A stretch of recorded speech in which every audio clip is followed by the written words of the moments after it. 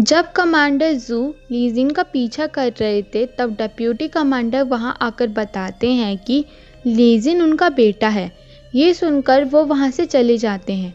दोनों बाप बेटे के रिश्ते में तनाव होता है क्योंकि लीजिन उसके बड़े भाई की मौत पर उन्हें कुछ न करने के लिए जिम्मेदार ठहराता है। कमांडर जू भी किन शिजून की तलाश में थे, लेकिन छानबीन लॉर्ड गू द्वारा रद्द कर दी जाती है। लीजिन उनके हर कदम पर अपनी नज़र बनाए रखता है। फैंग वैन को मिस मू से बात करके अपनी सिचुएशन क्लियर करने को बोलता है, पर वो बोलती है कि उसने ऑलरेडी कोशिश करके देख लिया है। फिर वो पूछती है क्या उसको मिस हैंग के लिए फीलिंग्स हैं, तो वो बोलता है कि वो एक ऐसा पार्टनर चाहता है जो उसे एक दोस्त की तरह समझे। बाद में शेंग जी को फैन के लिए मिस मू का लेटर मिल जाता है जिसमें लिखा हुआ था कि उसे पता है कि वैंग के लिए अभी पढ़ाई करना ज़रूरी है, वो इसका इंतज़ार करेगी, तब तक के लिए वो शेंगजी जैसे बुरे इंसानों से दूर रहे। इसको पढ़ के प्रेसिडेंट बहुत गुस्सा हो जाते हैं। लीजिन को वापस आके पता चलता है कि फैंग ने क्या क्या किया जिस पर वो सरप्राइज था। मिस्टर डिंग मास्टर वैंग से शेयर करते हैं कि फैंग के आइडियाज़ सालों पहले यू डिंग कुंग के आइडियाज़ जैसे हैं, जैसे कि औरतों को भी एजुकेट करना। उन्हें लगता है कि फैंग और वैन की फ़िलॉसफी काफ़ी सेम है। मास्टर फैंग चाहते थे कि मिस्टर डिंग वैन के बैकग्राउंड के बारे में पता लगाए। मास्टर वैंग ये आइडियाज़ एम्परर तक पहुंचाना चाहते थे। लीजिन को वैंग और फैंग की बढ़ती करीबी से जलन होने लगती है। स्कूल में वैन के बारे में बस इतना रिकॉर्ड होता है कि उसके पिता बहुत पहले ही मर चुके थे और वो अपनी माँ का सरनेम यूज़ करते हैं क्योंकि वो डायरेक्ट सेकंड राउंड में आई थी। जब मिस्टर डिंग उसके घर जाते हैं तो उसकी माँ दरअसल ज्यू डिंग कुंग की वाइफ थी। मिस्टर डिंग ज्यू डिंग कुंग के डिसाइपल होते हैं। लीजिन बेड चेंज करता है। वो चाहता था कि वैन उसके बगल में सोए, जिससे वैन को लगता है कहीं उसे उसका राज पता ना चल गया हो। मिस्टर डिंग सोचते हैं क्या वैन को उसका पास पता होगा। उन्होंने तो सुना था कि ज्यू डिंग कुंग का पूरा परिवार एग्जीक्यूट कर दिया गया था। बच्चों में बात चल रही होती है कि वैन फैंग के साथ इसलिए है कि वो गवर्नर का बेटा है। ये बात लीजिन सुन लेता है और वैन को उसे दूर रहने को बोलता है। ये सारी बहस बंद करने के लिए फैंग वैन को स्कूल के मंदिर में ले जाकर कसम खाता है कि आज से वो दोनों स्वान ब्रदर्स होंगे और हमेशा साथ रहेंगे। यू नोटिस करता है कि वैन इससे ज़्यादा खुश नहीं है और हो भी कैसे सकती थी, आखिरकार वो एक लड़की थी, वो उसका ब्रदर कैसे बन सकती थी। ये खबर सुनकर शेंगजी वैन को एकेडमी से बाहर निकालने का इरादा पक्का कर लेता है और यू को ब्लैकमेल करता है कि वो कोई रास्ता निकाले, वरना वो उसके फेक नोबलमैन होने की सच्चाई सबको बता देगा। लीजिन अब भी फैंग से नाराज़ था। यू ने अभी तक डिसाइड नहीं किया था कि वो शेंगजी की मदद करेगा कि नहीं। वैन लीजिन और फैंग के झगड़े को सुलझाने के लिए उन दोनों को मार्केट ले चलती है। यू वैन से इशारों ही इशारों में स्कूल छोड़ देने की बात करता है, जिसको वो रिफ्यूज़ करके बोलती है कि वो ऐसा सोचती थी, पर वो ऐसा अब नहीं करेगी, वो अपना पूरा कोर्स कंप्लीट करेगी। फिर वहाँ एक दुकानदार फॉर्च्यून पाउच बेच रहा होता है, जिसे खरीदना सब लड़कियों वाली हरकतें बोल रहे होते हैं, पर फिर भी वैन 3 खरीद लेती है। मार्केट में बारिश हो जाती है जिससे सब भीग जाते हैं और यू के घर चेंज करने चले जाते हैं। फैंग कहता है कि वैन को सबके सामने चेंज करने की हैबिट नहीं है, तो उसे एक रूम दिया जाता है। इस पर यू को थोड़ा शक होता है। जब वो आती है तो उसे यू के कपड़े बहुत बड़े हो रहे होते हैं, जिससे वो लड़कियों की तरह लग रही थी। यू वैन से बोलता है अच्छा ही हुआ कि तुम एक लड़की नहीं हो, वरना 3 लड़के तुम्हारे लिए लड़ मर जाते। शेंगजी यू को उन ट्रायो के साथ देखकर उसे टास्क याद दिलाता है। वैन फैंग को ब्लू लकी पाउच देती है जो उसे ऑफिशियल बन जाने का विश लक था। यू दोबारा वैन को स्कूल छोड़ देने के लिए कन्विंस करता है क्योंकि वो खुद से स्कूल छोड़ दे, यही बेस्ट तरीका होगा। लेकिन वैन कहती है कि वो अब गिव अप नहीं करने वाली है। फिर वो यू को भी एक लकी पाउच देती है। आगे वैन नहाने के लिए छुपके आधी रात को निकलती है। वहाँ दो बच्चे अपना कुछ गुमा हुआ सामान ढूंढ रहे होते हैं, तो वो उन्हें भूत बनकर डराती है। इसी दौरान यू उनके कमरे में आता है तो वैन नहीं होती। वो उसे ढूंढते ढूंढते एक स्टोर रूम में झांकता है तो वो अपने कपड़े उतार रही थी, जिससे फाइनली यू को पता चल जाता है कि वो एक लड़की है। तभी शेंगजी और उसके आदमी भूत की अफवाह के चलते छानबीन करने आ जाते हैं। यू अपनी चालाकी से वैन को पकड़े जाने से बचा देता है। अगले दिन वैन पूछने आती है कि पिछली रात उसने कुछ देखा तो नहीं, पर वो उसे कुछ नहीं पता था। बाद में एक पर्चा छपता है कि आम परिवार से आए हुए कुछ बच्चे नोबलमैन होने का ढोंग कर रहे हैं। ये धमकी शेंगजी की तरफ से होती है, जो उसे 10 दिन के अंदर वैन को स्कूल से बाहर निकाल देने को बोलता है। सबको लगता है कि यू आजकल कुछ परेशान सा है, तो लीजिन कहता है कि शायद से उसका बर्थडे आने वाला है, इसलिए उसे अपना बर्थडे सेलिब्रेट करना पसंद नहीं है, क्योंकि उसने अपनी फैमिली को शर्मिंदा किया था। वैन यू के लिए एक सरप्राइज़ पार्टी रखने को बोलती है। आगे वैन और फैंग सारी डिशेस साथ में प्रिपेयर करते हैं और लीजिन यू को वहाँ घर लेकर आता है। सारे लोग उसके बर्थडे के लिए नाचते और गाते हैं। उनकी सिंसियरिटी देखकर यू का दिल पिघल जाता है। सब उसे गिफ्ट देते हैं और वैन उसे हैंड रिटन कूपन देती है, जिससे वो उससे अपनी विशेस पूरी करवा सकता था। यू चाहता तो था कि वो उस विश से उसे स्कूल छोड़ देने के लिए बोल दे, पर उसकी हिम्मत नहीं होती। तभी पार्टी का मज़ा किरकिरा करने के लिए प्रेसिडेंट और उसके चमचे आ जाते हैं। वो यू को विवश कर देते हैं अपनी सच्चाई खुद ही बताने पर कि वो एक नोबलमैन नहीं है। फिर वो वहाँ से चले जाते हैं, जिसके बाद हर कोई ऐसे बिहेव करता है कि जैसे कुछ हुआ ही ना हो। शेंगजी यू को सबक तो सिखाना चाहता था, पर उसे अब भी उसकी ज़रूरत थी। एनुअल वर्कशिपिंग सेरेमनी करीब आ रही थी। उन्हें उसमें जीतने की ज़रूरत थी ताकि स्टूडेंट काउंसिल की रेपुटेशन बनी रहे। यू वैन को बताता है कि शेंगजी उससे क्या चाहता था, तो वो बोलती है कि वो एक अच्छा इंसान है जिसने दोस्ती को पहले चुना। यू चाहता था कि आज से वैन उसे बड़े भैया कहकर पुकारे, क्योंकि आज से वो उसे प्रोटेक्ट करके रखेगा। मिस्टर डिंग बताते हैं कि एक बहुत बड़ा मीटियोर शावर होने वाला है, तो सारे बच्चे वहाँ जाने के लिए पास वाली पहाड़ी में मिलने का प्लान करते हैं। लेकिन फैंग को बेटर व्यू के लिए आइलैंड में जाना था। मिस हैन यू से मदद मांगती है कि वो उसे भी फैंग के साथ उस आइलैंड में किसी भी तरफ भेज दे, पर वो मना कर देता है। तब मिस हैन अपनी मेड से बोटमैन को पे कराकर बोलती है कि तब तक रुके रहना जब तक दूसरा जनाब भी बोट पे ना आ जाए। यू वैन को फैंग के साथ जाकर मीटियोर शावर देखने को बोलता है, क्योंकि वो समझ चुका था कि वैन के दिल में फैंग के लिए फीलिंग्स हैं। तो वैन फैंग के साथ जाने के डिसाइड करती है। बोटमैन दो इंसानों को देखकर आइलैंड के लिए निकल जाता है, जिसके बाद ही मिस हैन आती है तो उन्हें बहुत बुरा लगता है।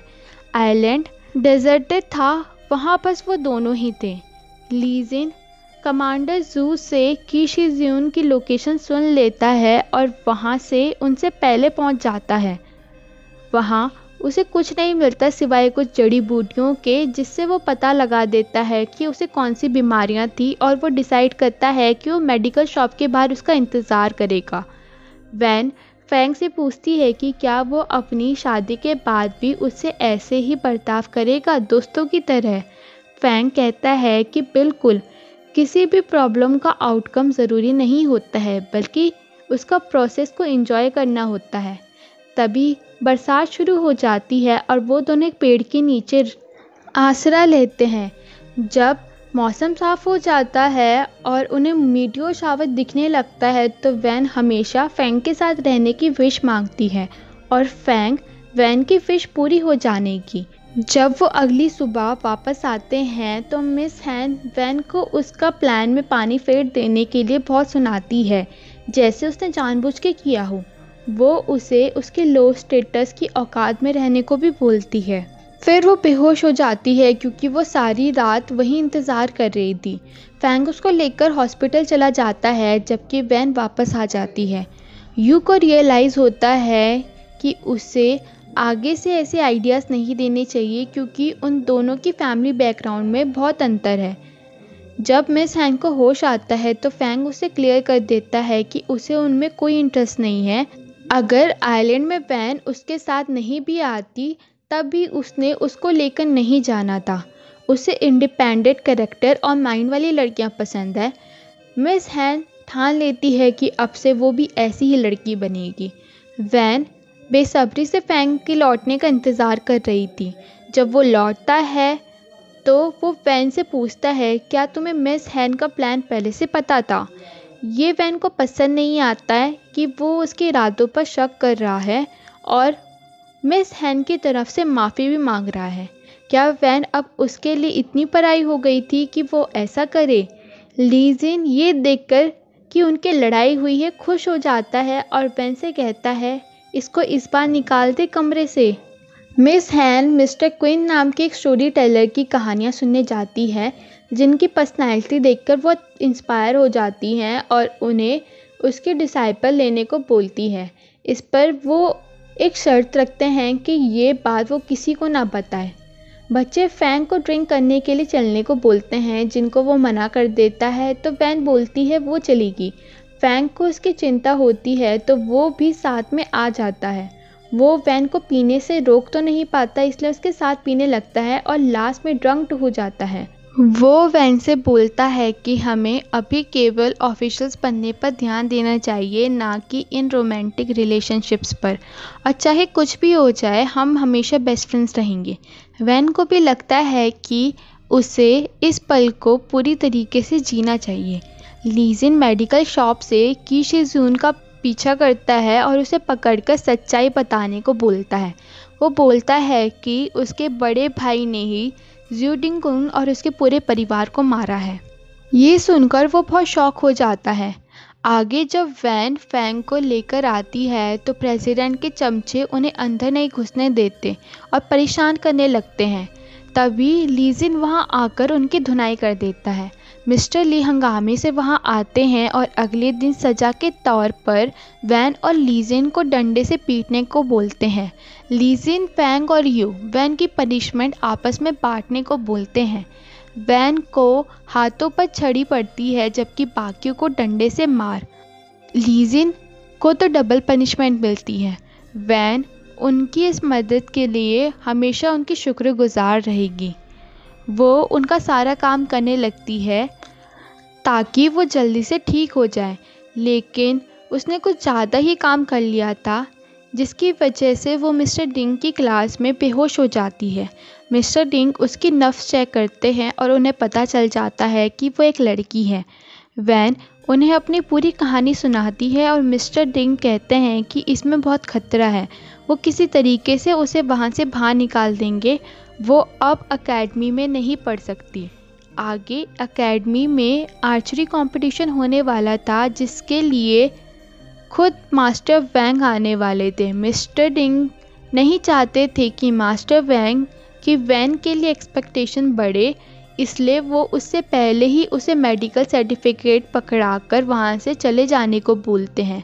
आर्चरी कंपटीशन के लिए बच्चों की टीम्स बननी थी जिसमें वो एक दूसरे के अगेंस्ट compete करते और जीतने वालों को पैसे और नोबेलिटी पॉइंट्स मिलते। फैंग चाहता था कि वैन इसमें हिस्सा ले क्योंकि उसके ऑलरेडी नोबेलिटी पॉइंट्स बहुत कम हो चुके थे, लेकिन वैन को कोई इंटरेस्ट नहीं था क्योंकि वो वैसे भी स्कूल छोड़कर जाने वाली थी। वैंग तीर छोड़ने के लिए बहुत कमज़ोर थी।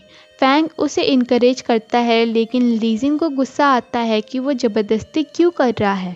वैन वहाँ से भाग जाती है और फैंग उसका पीछा करता है कि कोई उसकी आर्म पर रैक डाल देता है। उसकी आर्म पर चोट लग जाती है और अब वो तीरंदाजी नहीं कर पाता। ये काम प्रेसिडेंट के एक चमचे बिंग शेंग का होता है जो काबिलियत से तो जीत नहीं सकता था, तो चलो ऐसे ही सही। पर फैंग हार नहीं मानता और वो लेफ़्ट हैंड से आर्चरी करने की प्रैक्टिस करने लगता है। वो अपने लेफ़्ट हैंड को ट्रेन करने लगता है और काफ़ी मेहनत बाद उसका तीर निशाने पर लग जाता है। वो वैन को इंस्पायर करता है कि जब वो अपने लेफ़्ट हैंड से ये कर सकता है तो वो भी बहुत जल्द सीख ही जाएगी।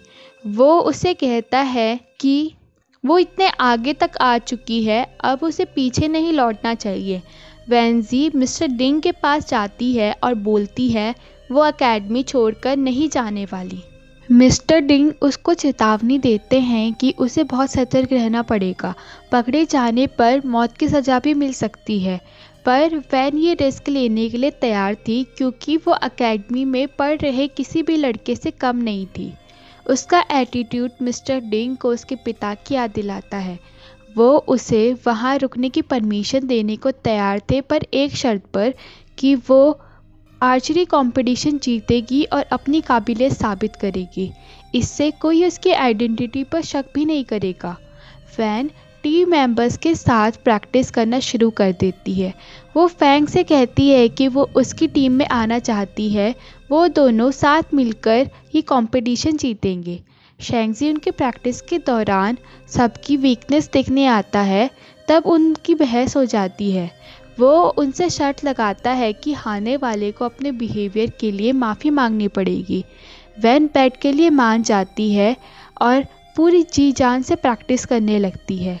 मिस हैन मिस्टर क्विन के अंडर अपनी पढ़ाई शुरू कर देती है। वो चाहती थी कि वो एक इंडिपेंडेंट वूमेन बन जाए। लीजिन अपने पिता के घर सबूत ढूंढने जाता है कि तभी वहाँ मिस्टर डिंग भी आते हैं। वो छिपकर उनकी बातें सुनने लगता है। मिस्टर डिंग ज़िऊ डिंग कुंग के बारे में पूछते हैं तो वो बोलते हैं कि उन्होंने ही मिस्टर हैन के ऑर्डर के चलते उन्हें मार डाला था, भले ही लॉर्ड फैंग इसके खिलाफ थे। मिस्टर डिंग बता देते हैं कि ज़िऊ डिंग कुंग की पत्नी जिंदा है और उनके 2 बच्चे भी हैं। उन्हें पता था सालों पहले डिप्टी कमांडर ने ही उनकी फैमिली को बख्श दिया था, इसके लिए वो उनको शुक्रिया बोलते हैं। लॉर्ड ली बताते हैं कि क्वीन बाई चुन को मू जियांग ने बचाया था, जिसके बाद उसे फांसी मिल गई थी। जी बाई चुन ने उन्हें भी इस सब में इन्वॉल्व करके धोखा दिया और जिसके चलते उनके परिवार को बचाने के लिए उनके बड़े बेटे ने सारा इल्ज़ाम अपने ऊपर ले लिया और उसे भी एक्सिक्यूट कर दिया गया। लीजिन पूरे शहर में मू जियांग की बेगुनाही के पर्चे बांटता है। मू जियांग मिस मू के ही पिता होते हैं, जो फाइनली खुश होती है कि कोई तो उनके पेरेंट्स को न्याय दिला रहा है। लॉर्ड हैन इस बात से परेशान उसको पकड़ने को बोलते हैं। लॉर्ड को बताते हैं कि आखिरी बार जब उन्होंने उस आदमी का पीछा किया था तो वो योंगचंग एकेडमी में भाग गया था। वैन लीजिन को उनकी टीम ज्वाइन करने को बोलती है, पर वो फैंग को बिल्कुल बर्दाश्त नहीं कर सकता था, लेकिन उन सब के मनाने पर वो मान ही जाता है। वो टीम को ट्रेन करना शुरू करता है क्योंकि तीर अंदाजी में वो सबसे काबिल था। लॉर्ड हैन सोचते हैं कि मास्टर वैंग खुद एकेडमी में कंपटीशन के लिए क्यों आ रहे हैं। उन्हें डर था कि कहीं प्रेसिडेंट की पोस्ट शेंगजी की जगह फैंग को ना मिल जाए, क्योंकि वो फैंग को बहुत अच्छा मानते थे। मिस हैन उन्हें दिलासा देती है कि ऐसा कुछ नहीं होगा और उन्हें ज़्यादा चिंता करने की ज़रूरत नहीं है, क्योंकि फैंग बस अपनी स्टडीज़ पर फोकस करता है। उसके पिता उससे पूछते हैं कि उन्हें क्या करना चाहिए। शेंगजी बिंग शेंग को धमकाता है कि अगर उसकी वजह से वो हार गए तो वो अपने पिता को मुंह नहीं दिखा पाएगा और फिर ये उसके लिए ठीक नहीं होगा। मिस हैन सारे स्कॉलर्स के लिए एक फ़ीस प्रिपेयर करती हैं अपनी भाई की तरफ से, क्योंकि वो सब कंपटीशन के लिए बहुत मेहनत कर रहे थे। लीजेन वैन को वहाँ से ले जाता है क्योंकि उसको लगता है उन्हें वो नहीं खाना चाहिए, क्योंकि उनकी कभी प्रेसिडेंट से पटी ही नहीं। वैन ये देखकर नाखुश थी कि फैंग को एक स्पेशल बॉक्स मिलता है जो मिस हैन ने केवल उसके लिए बनाया था। मिस हैन को लगता है कि उसके भाई को बाकियों से रिस्पेक्ट पाने के लिए दूसरों को सिंसियरिटी से ट्रीट करना चाहिए। बिंग शेंग इस दुख के चलते कि वो तीर अंदाजी में अच्छा नहीं है, ड्रंक हो जाता है और तमाशा मचाता है। लीजिन दोबारा जब वो मैसेज सर्कुलेट कर रहा होता है तो लॉर्ड गू के आदमी उसे पकड़ लेते हैं और घायल कर देते हैं, लेकिन तभी कोई आदमी आकर उसे भागने में मदद करता है। लीजिन दोबारा एकेडमी के अंदर चला जाता है जहां लॉर्ड गू छानबीन करने नहीं आ सकते थे। रास्ते में लीजिन को प्रिंसिपल फैंग और मिस्टर डिंग मिलते हैं, जिनको वो बोलता है कि उसने ड्रिंक की हुई है।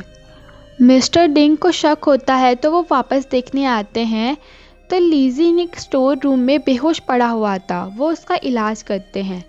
लॉर्ड हैन आर्चरी कंपटीशन के दौरान जब सब वहां इन्वॉल्व रहेंगे तब एकेडमी की छानबीन करने को बोलते हैं। अगले दिन वैन, फैंग और बाकी परेशान होते हैं कि लीजिन अभी तक नहीं आया है, ऐसे तो उन्हें कंपटीशन से डिस्क्वालीफाई कर दिया जाएगा। मिस मू अपनी प्रॉमिस के चलते कंपटीशन के बाद परफॉर्म करने वाली थी। वो मास्टर फैंग के लिए एक लेटर लिखती है। मिस्टर चॉय अपनी लाइब्रेरी में कंपटीशन की बैट लगाते हैं जहां मिस हैन और वैन की मां भी आती हैं। लॉर्ड गू एकेडमी आते ही पिछली रात के मिसिंग वाले बच्चों की छानबीन करने लगते हैं। सब में से बस लीजिन ही बच गया था। जब वो उन्हें मिलता है तो उसकी तलाश लेने से पहले ही मिस्टर डिंग और मिस्टर लियू वहां आकर उन्हें रोक देते हैं और बोलते हैं कि वो कल रात बस ड्रिंक कर रहा था। कंपटीशन शुरू होता है और प्रेसिडेंट हर बार 10 पॉइंट बना लेता है, जिससे मिस्टर हैन की बहुत तारीफ होती है। मिस्टर डिंग लीजिन को कंपटीशन ज्वाइन करने से रोकते हैं क्योंकि ऐसे सबको ही पता चल जाएगा कि वो घायल है, पर लीजिन इंसिस्ट करता है कि वो वैन और फैंग का विश्वास नहीं तोड़ सकता, उसने वादा जो किया है। यहीं पे ये एपिसोड्स ख़त्म हो जाते हैं।